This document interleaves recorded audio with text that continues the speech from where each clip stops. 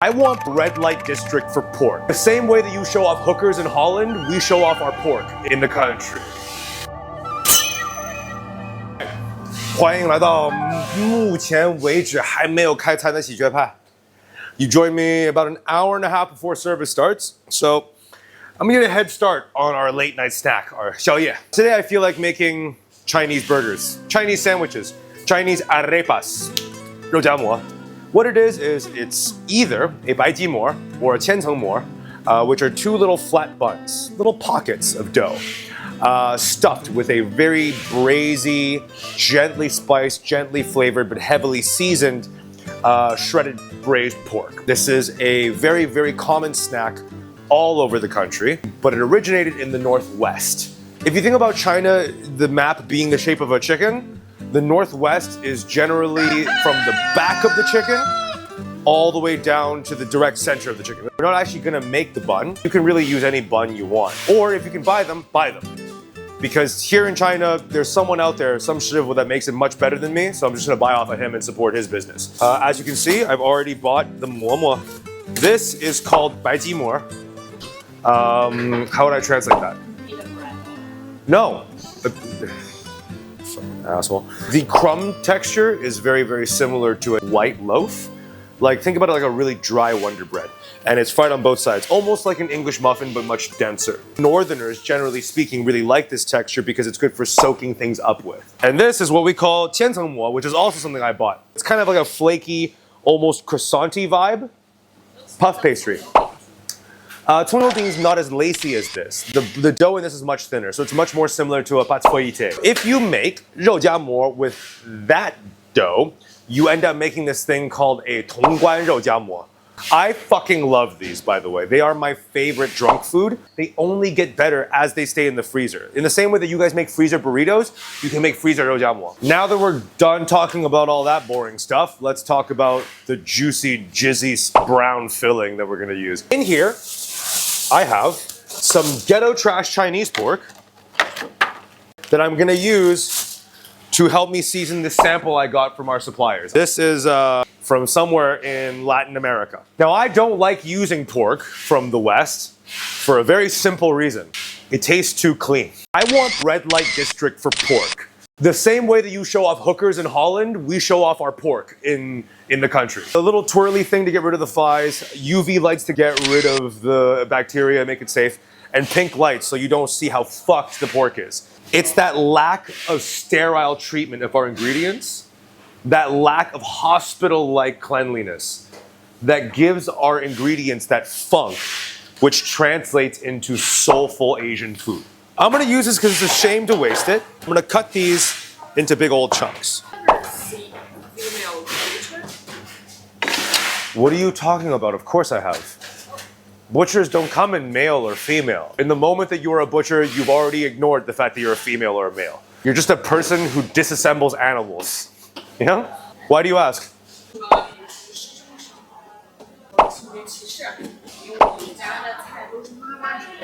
There's a difference between someone who makes good food and someone who cooks professionally. In the same way that the most well-known singers in the world are not the best singers in the world, there's a difference between people who make delicious food and people who cook professionally. Let's separate those concepts. Second of all, whoever said that there's a tiny amount of professional women cooks? There's a lot of women who cook professionally. But the fact still remains that more people who cook professionally are men. I didn't cause this to happen.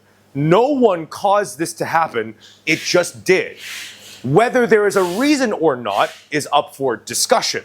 Whether there is causation or correlation between these two, in my opinion, unrelated facts, is up to the audience.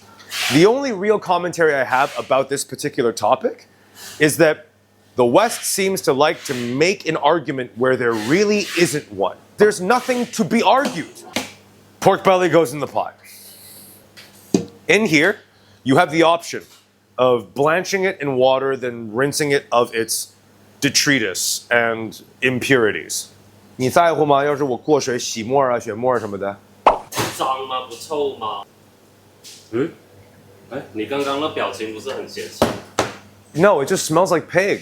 就是你可以去洗它, and at the very most, your sauce will turn out a little bit lighter instead of brown, right? But who gives a shit? 不是聊到厨师女生少的问题嘛？Uh, 那法国是不是会专门让他们的性别比例平衡一下？ No, that's something I really love and respect about the French. I don't believe that any French kitchen will voluntarily hire shittier cooks just based on what they were born like physically.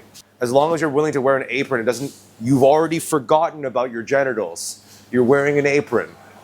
But that's just my opinion. Anyways, inside the pot goes some roughly sliced Chinese leeks. Ginger goes in. The ginger is there to 去腥, which I guess it's true, but it's not getting rid of the funkiness. It's creating something to counterbalance the funkiness. Because without the funkiness, it wouldn't taste good. In goes some soy sauce. In goes some sugar. Traditionally speaking, you would use rock sugar, 冰糖, but it's just normal sugar in big chunks. It's not necessary. Just use normal granulated sugar. And then in goes water. So once you have these ingredients in your pot, you can bake it in the oven, covered, at a gentle heat of 140 degrees centigrade, roughly 290 degrees Fahrenheit. You can let it braise, open like with a lid on top of your stove, on the lowest flame for 4 to 5 hours. If you have an immersion circulator, this is actually the perfect time to not fucking use it. Because all it's gonna do is extend the cook time for a chopped up braisy pulled pork. You don't want it to be toothsome and steaky. I don't care what Chef Step says. I don't care what modernist cuisine says. I do not want a steaky 肉夹馍. I want it to be shreddy and saucy. So just let it ride. I'm gonna choose the quickest route, which is pressure cooker. That is literally as simple as it gets. Now, I'm gonna start organizing some of my toppings. Now, traditionally speaking, it can be onion, it can be roasted green chili peppers, it can be a lot of things. But we can talk about that in a sec. So I'm gonna get started on service, have a little bit of staff meal, and I'll see you guys in a few hours. Okay? Cool, catch you in a bit. 回来了. Another weird thing about 肉夹馍 is this is a cultural phenomenon where to this day nobody knows why it's called 肉夹馍, meat stuffed with a bun, and not 馍夹肉, bun stuffed with a meat. Some people say it's the Xibei dialect, the northwestern dialect. Some people say it's old medieval Han.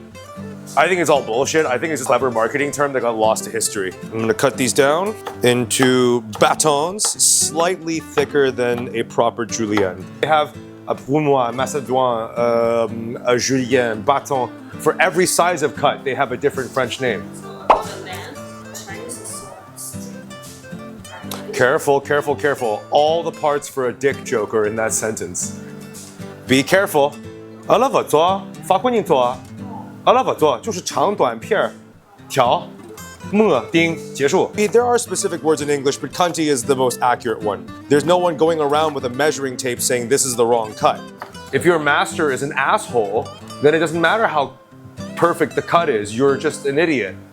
So give him a perfect reason to quit. Exactly. We are a nation of technicalities behaving very objectively as far as food is concerned. Whereas in the West, it's essentially, on paper, it's very, very emotional and romantic. But the actual application is more intelligent in the sense that they're trying their best to be subjective. I've never had any Western chef tell me, you'll never make great French food, you're shit because you're Chinese. I've had Cantonese people tell me that, 哇，这个是人吃的东西吗？东北人还能做饭吗？ Why are we so arrogant? I wouldn't call it arrogance. Some of us are just terrified of open-mindedness because open-mindedness runs the risk of progress, and a lot of people don't want to entertain what that might mean for all that time they've spent on their traditions. For example, this is Lorenzo's knife. I'm sure a lot of you in our audience who are Chinese or fans of Asian cookery will recognize this knife. Honestly, the most narrow-minded people on earth about this knife and its applications are Chinese people. 一把刀打遍天下，你看西厨那帮鸡巴什么鸡巴玩意儿，一个刀包里面10几把刀，咱们中国的师傅一把刀就搞定了。你瞧他们还要拿个铲子 ，making fun of your bench scrapers because ours is shaped like a bench scraper and you can use it. That's true. It's much easier to believe that we're masters of this long forgotten art and gatekeep the usage of a knife. There are some lovely things about modern China, But then there are also some fucking terribly narrow-minded things. God, I sure as hell hope so. I think we're changing. I think there is change, and that's a start. Whether it's good or bad, I don't think I'll be able to answer that question in my lifetime. That's why I make food for a living. That's why I'm not doing anything more important or meaningful. Anyways, 你想吃通儿馍还是普通白吉馍? All right, cool, awesome. Get the pan nice and hot. Time to slap on our little 饼子. So this is the pork that I've had going in the pressure cooker for a while. Beauty. 你要肥一点，瘦一点？汁儿一点还是瘦一点？肥瘦相间。Meat fat middle. Meat fat middle. Yes. Between fat and. Just I got it. I got it. Yeah. Just I understand. I got it. Now, traditionally speaking, in an actual 肉夹馍 street stall, there will be this big tree trunk, this stump, that's concave in the middle. And there's a saying that if you go to an old famous 肉夹馍 vendor, you're getting as much wood as you are meat. Because that wood had to go somewhere for that stump to be a bowl. And then at this point, you add in your chilies, you give a couple spoons of your glorious liquor, chop this up till it's as fine or as coarse as you want. The trick is to make sure that you want to keep on adding broth until you start seeing seepage on your board. An old shifu will tell you the meat is thirsty after a long time cooking in the pan, so it'll absorb. It's not absorbing. Just as you chop, you're creating more surface area, and more surface area means more liquid can attach themselves to that surface area. Think objectively about what's happening in your food. You don't want a milkshake or a smoothie here. You still want it to be slightly textured. So at some point, you don't even need to chop. You just have to flip and fold. Here. All right, let's have a taste. Yeah. Needs a little bit of color and a little bit more salt. For me, always a little bit of cumin. I think we can use a little bit more sauce actually, because we want it to be really nice and juicy because we have very dry buns here. All right, time to check our buns. Nice and toasty. 讲真的，高人全的刀也没有那么的快。Oh my fucking god, his knife is not sharp. His knife is not sharp at all. It's okay, it's Golden Chen's knife. Doesn't really matter. You're gonna keep that in, aren't you? Yeah. Fucking asshole. See, everybody else's crew wants to make the cook look as unhuman as possible. What you guys want to do is make me fuck up in front of the camera. Fucking assholes. What do I feed you for? Nothing! All right, cool. And you want to open this up? I recommend using the tip of your knife and just rolling until you're almost there. Leave a little attachment. At this point, we're making arepas. You're essentially just making braised pork, right? And Taco Tuesday. it is an arepa. Yeah. You ask a Colombian person what this is, and he will say, arepas. Here you go, boss. All right. Sort of almost reminds me of like arepas de reina pepiada. It's like chicken with bits of pepper in it. It means polka dot clean. It's just literally shredded chicken. We did an episode on that, remember? But on our Chinese channels. More ma Lao Chen. Enough meat? Not enough meat? อีกรอบละไว้อีกรอบละ He means enough. Okay. Enough la. I have to learn so many different kinds of English. It's English adjacent. It's tangential to English. Here you go. 好一口 Well, I still have mine. No, the reason, do you want to know the honest reason I chose this over that? I can suck up a lot more juice. With this dry ass bun, I can pretty much drink a bowl of soup. Yeah. Don't you ever. Look at how much more juice I can soak up than you. Yeah, get in there. Get in there, you little fucker. What? Oh, you mean this is inappropriate and we should start an OnlyFans of just Jizzy Chinese foods? I'm gonna add a little bit more meat actually. Oh, fuck yeah. One of the things that amazes me is we're making something that's very local to Chinese, yes? We both agree? But also it's so similar in factor and flavor to arepas. And the fact that we're putting directly soup into it, it's a lot like a beef dip from America almost. I hate the conversation of who taught who how to make what. Good food is coincidental because you have to trust human beings to be able to know what tastes nice.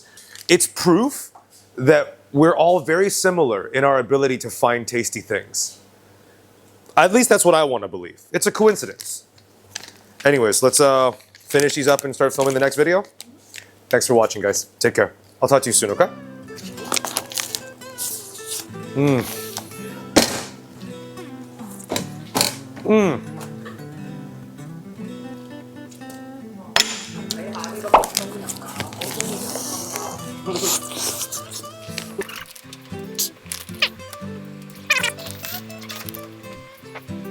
Oh my god, fuck off.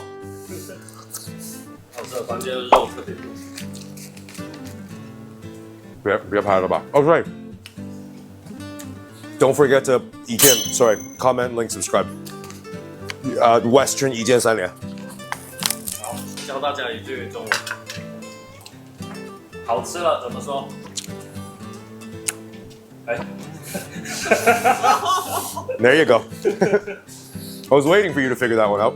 If you're interested in how to make these, just comment down below and I'll show you how to make the easy normal person one and the fancy lacy croissant version. I already know the clickbait video title. The Chinese invented smashed croissants first.